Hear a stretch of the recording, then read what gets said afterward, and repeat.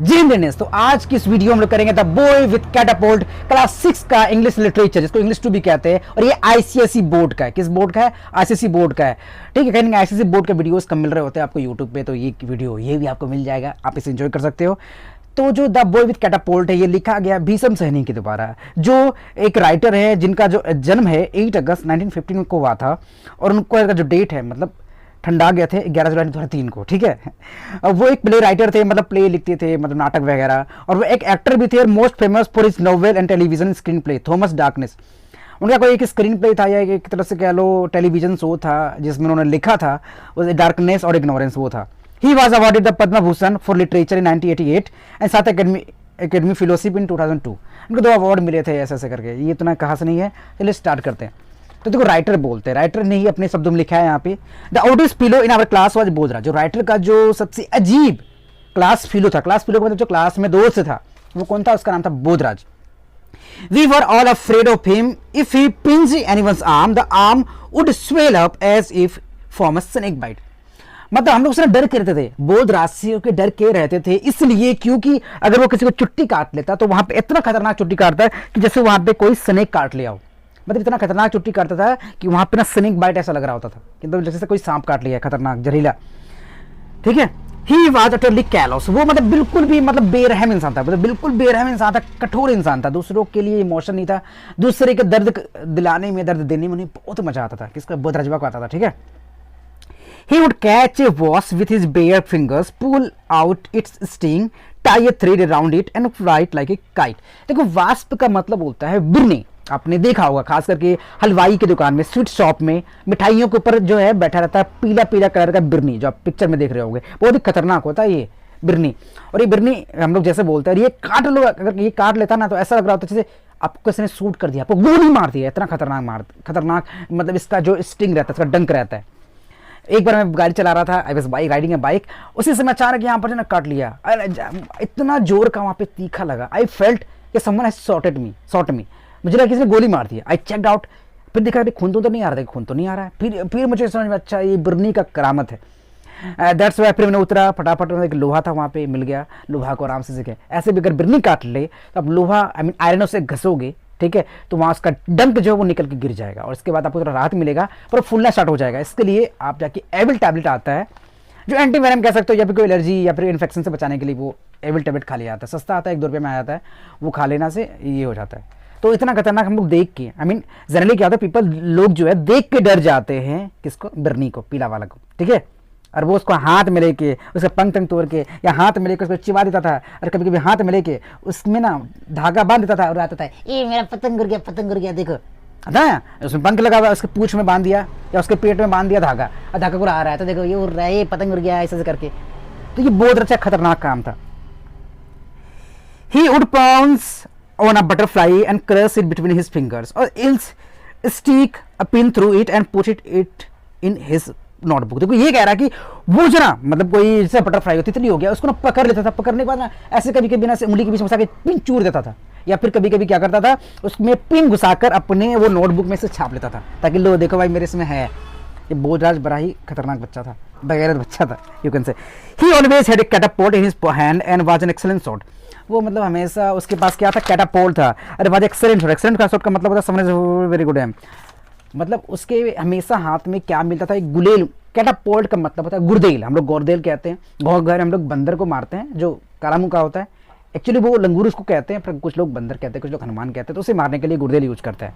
ठीक है, उसमें मिट्टी का ऐसे गोल ऐसा बनाते हैं, बुलेट टाइप का, और बना के ऐसे मारते हैं, उसको गुर्देल कहते हैं। उसके हाथ में हमेशा रहता था, और उसको एक बहुत ही एक्सेलेंट शॉट का मतलब उसका जो निशाना था बहुत ही मस्त था, अच्छा मारता था वो। His favourite target were birds. He would stand under a tree, take aim, and the next moment the bird cries would rain the air and the splup of the feather would explode down, or else he would climb up a tree, take away the eggs and destroy the nest। मतलब ये इतना मतलब कह लो घटिया इंसान था कि इसका जो मतलब फेवरेट, अब चलो फेवरेट टारगेट था कौन था? बर्ड्स, पक्षियाँ थी। ये ना कभी कभी ना पेड़ के से नीचे छुप जाता था, छुपने के बाद ना खतरनाक निशाना मार के मारता था, और जैसे इसने निशाना मारा तो कुछ देर में बताता था कि पक्षियाँ चिल्ला के भाग जाती थी, और पता चला कि क्या गिर रहा है, क्या गिर रहा है? उसका पंख गिर रहा है। मतलब एक मोमेंट उसने मारा, दूसरे मोमेंट में पक्षियों की आवाज़ सुनाई देती थी, और तीसरे मोमेंट में पक्षियों के जो पंख वगैरह हैं या छोटे फीदर हैं वो गिर रहे होते थे, फ्लोट करके नीचे आ रहे होते थे, ठीक है। और else he would climb up a tree, take away the eggs and destroy, या फिर क्या करता वो पेड़ पे चढ़ जाता, अंडों को ले लेता है और जो नेस्ट उसका घोंसला, पक्षियों का जो घर होता है घोंसला जो घास फूस का बनता है उसको चूप देता था, खराब कर देता था। ये इतना अजीबोगरीब लड़का था ये। He took pleasure in hurting others. All the boys were scared of him. His pocket bulged with strange things, a live parrot and assortment of eggs, peaky hedgehog.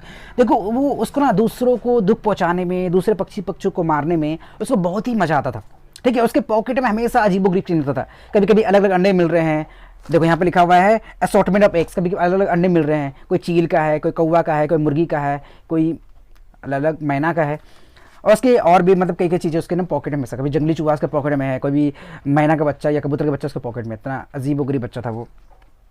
We just moved into a large bungalow on the outskirts of the city. It had brick floor, high walls, and slanting roof, and garden full of trees and shrubs. Too comfortable.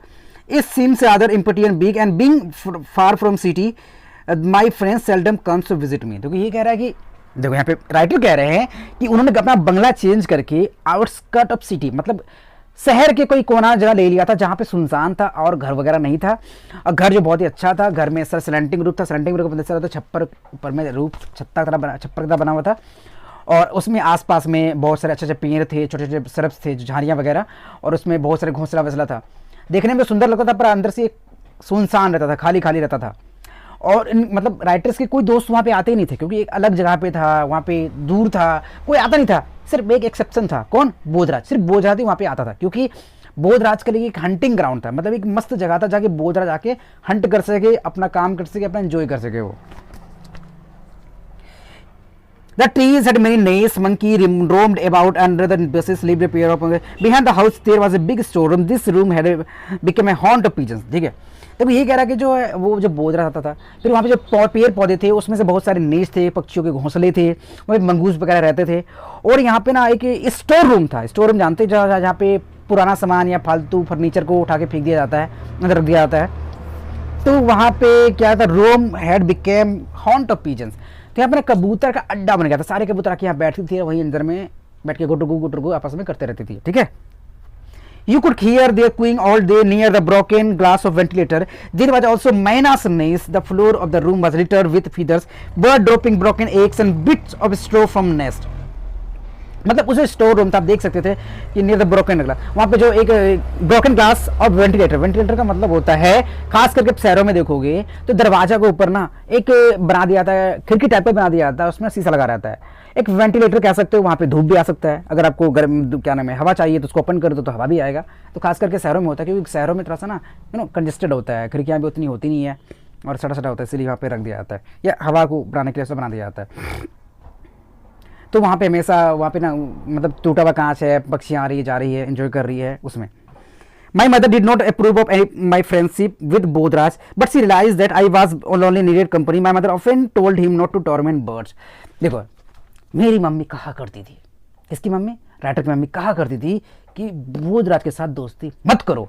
फिर भी वो ये भी समझती थी कि मैं अकेला हूँ, मतलब राइटर अकेला रहता था, भीषम सैनी और अकेला रहता था और लोनली था, तो इसलिए उसको लगा था कि नहीं चलो दोस्त भी जरूरी है, मम्मी को लग रहा था। फिर वो मम्मी हमेशा समझाते रहती थी बोधराजवा को कि तुम ना पशु पक्षियों के मतलब पशु पक्षी के नेस्ट को ना नष्ट मत करो, टॉर्मेंट मत करो, ठीक है। One day my mother said to me, if your friend is so funny, fond of destroying nests, tell him to clean the storeroom. The bird have made it very filthy.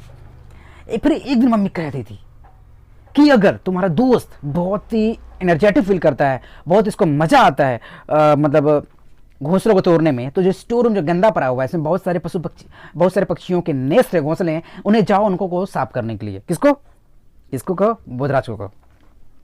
I protested, you said it cruel to destroy nest. पर मैंने protest किया, मैंने विरोध किया mummy का। Writer ने mummy का विरोध किया, नहीं मम्मी अब तो कहती थी कि मैंने पक्षियों के घोंसला नहीं तोड़ना चाहिए, उनका दुख नहीं पहुंचाना चाहिए, पर ऐसा कैसे हो सकता है? तो फिर मम्मी कहती है I didn't suggest he should kill the birds, he can remove the nest without harming them.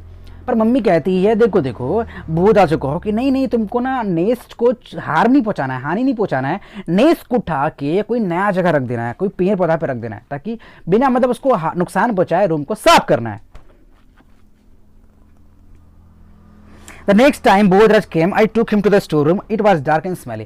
और जैसे अगले समय जब बोधराज मेरे घर आया, मतलब किसके, राइटर के घर आया, ठीक है, तो वो उसको लेके गया वह स्टोर रूम जो बहुत ही गंदा था, फिल्दी था, मतलब जहाँ तक कचरे वचरे गिरे हुए थे, पंख कबूतरों के परे थे सारा तरफ, ठीक है।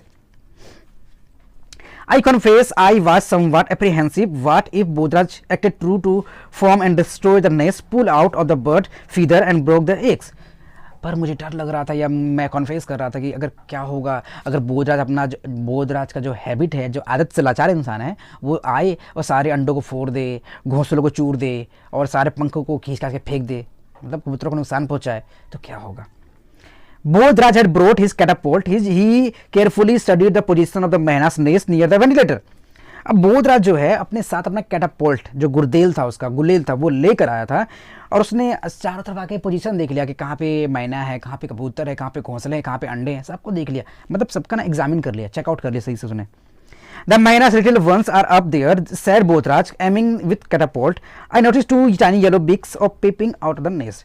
देखो मैना के जो लिटिल वन का मतलब उसको जो छोटे बच्चे थे वो भी वहाँ पे थे, और ये एम करते हुए देखा, अच्छा वहाँ पे देखो मैना का बच्चा भी है, वहाँ पे मैना का बच्चा भी है, ठीक है, और राइटर को भी दिख गया, अच्छा छोटा बीक मिस होता है चोंच बीक मिस होता है चोंच, मतलब चोंच भी दिख रहा था राइटर को, अच्छा हाँ ठीक है वहाँ ठीक है, तो मैना बच्चों को नुकसान नहीं पहुँचाना।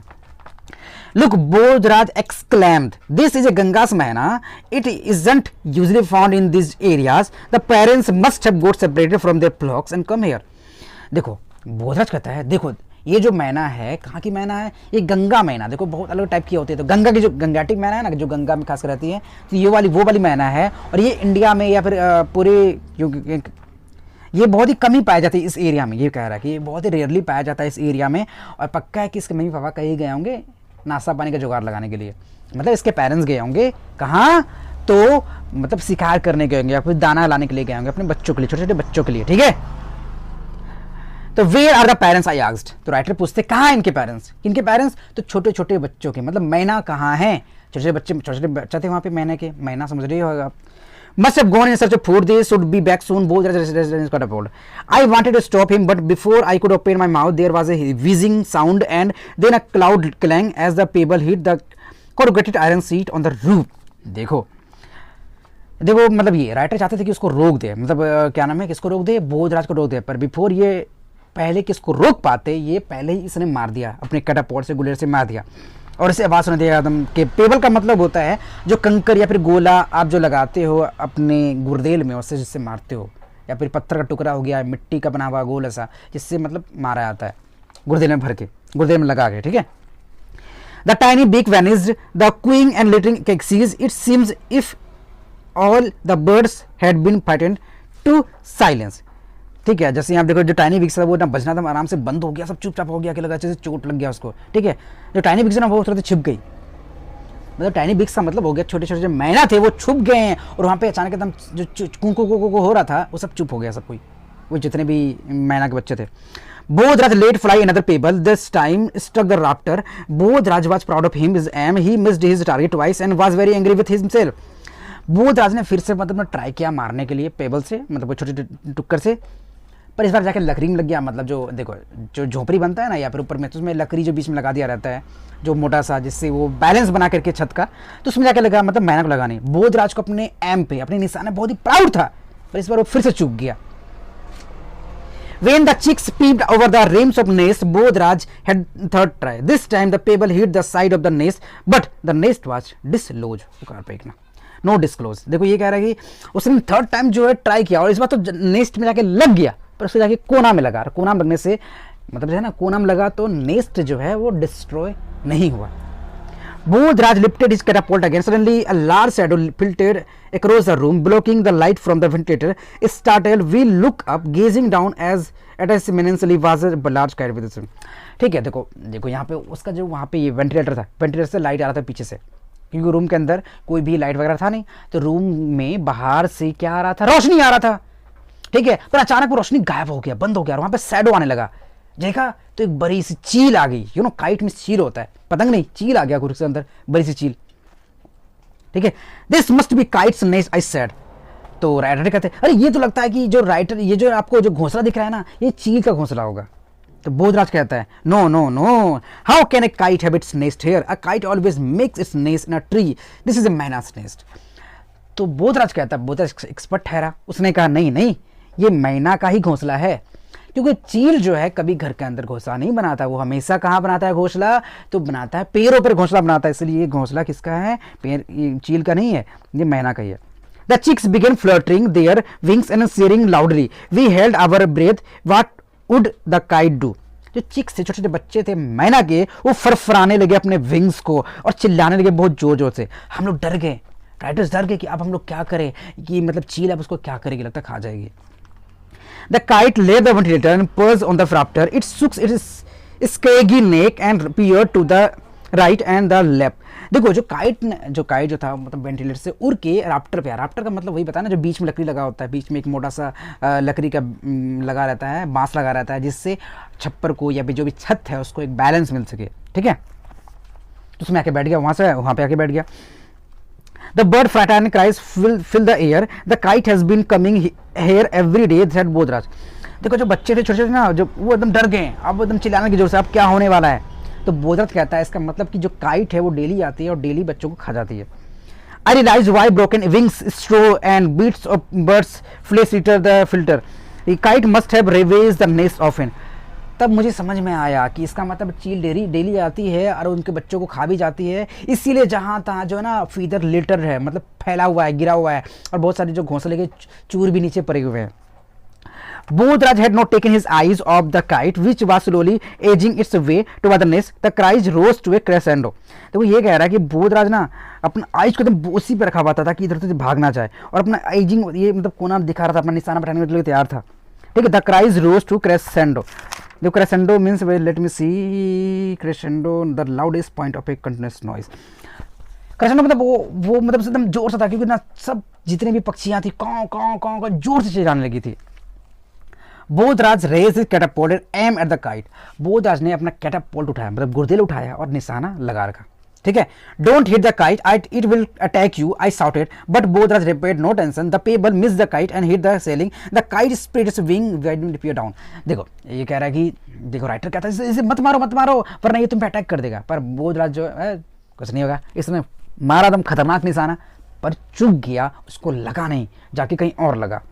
ठीक है, let's get out of here, I said frightened. The kite will eat up the little ones. The shouted rather strongly coming from him. ठीक है, अरे भागो भागो वरना हम पे अटैक कर देगा, और अब तो चील जो है वो तो खाएगी, खाने दो उसको, छोड़ो आप, चलो हम लोग ले से। Bodhraj aimed again. The kite left the rafter and spreading its wing, filling in the semicircle and the इसका मतलब ये होता है कि बोधराज ने फिर से निशाना लगाया, पर वो फिर से चूक गया, और जो चील थी वहां से राफ्टर से मतलब लकड़ी पे बैठी तो उड़ के ऐसे गोल गोल घूमने लगी ऊपर में, ताकि अपने आप को बचा सके बोधराज के निशाना से।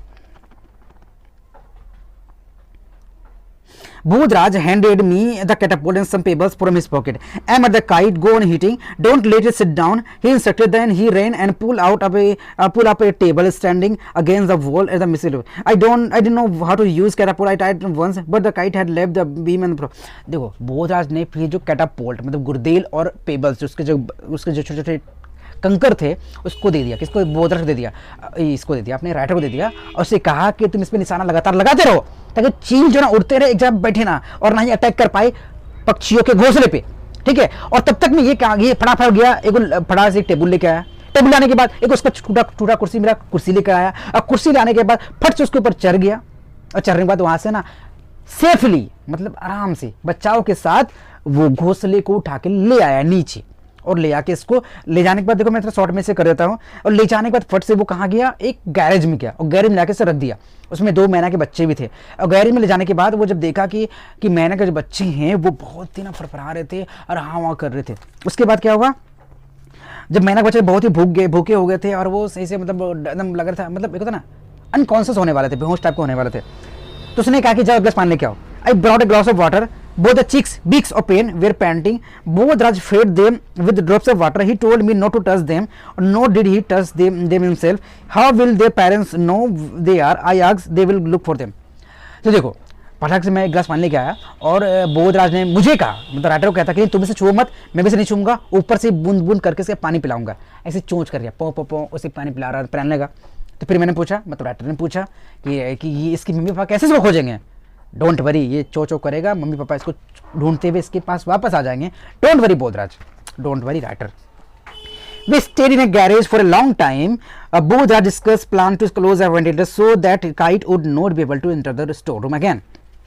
तो बोधराज ने फिर प्लान बनाया कि जो स्टोर रूम का जो वेंटिलेटर का जो कांच है वो टूटा हुआ था, उसको हमें बंद कर देना है ताकि जो चील है वो अंदर ना घुस सके और ना ही इसको नुकसान पहुंचा सके।